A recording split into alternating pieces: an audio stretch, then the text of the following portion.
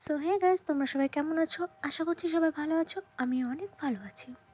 So বৌদিকে নিয়ে আজকে বেরিয়ে পড়েছিলাম পার্লারের উদ্দেশ্যে, কারণ দুদিন পর ছিল আমার বোনের বিয়ে, আর যার বাড়ি ছিল বর্ধমানে। সো আমরা কালকে বেসিক্যালি যাচ্ছি বর্ধমানে, যেটার ব্লগ আসতে চলেছে আগামীকাল থেকে 1, 2, 3 পার্ট করে, কারণ একটা পার্টে করতে গেলে অনেক বড় হয়ে যাচ্ছিলো, আর যেটা তোমরা পছন্দ করবে না সেটা আমি জানি।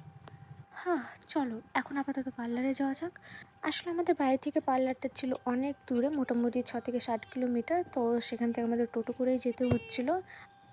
ওই বলে না, খাজনার থেকে বাজনা বেশি, আমাদের অবস্থা হয়েছিল তাই। 30 টাকার ভুরু প্লাক করতে গিয়ে 100 টাকার টোটোই ভাড়া করতে হয়েছে পার্লারে যাওয়া আসার জন্য।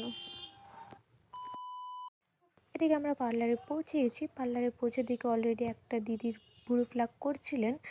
তো এখানে ছিল একটা পুচকি, যেটা ছিল পার্লারের দিদির মেয়ে। পুচকিটা কাদা দিয়ে আইসক্রিম বানিয়ে সবাইকে খাওয়াচ্ছিল আর বলছিল দেখো অনেক টেস্ট হয়েছে।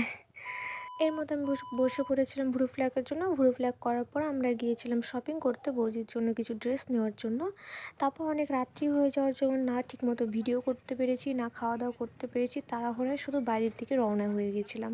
তাই এই ভিডিওটা এখনই স্টপ করা হচ্ছে। দেখা হচ্ছে নেক্সট বর্ধমান ব্লগে। টাটা।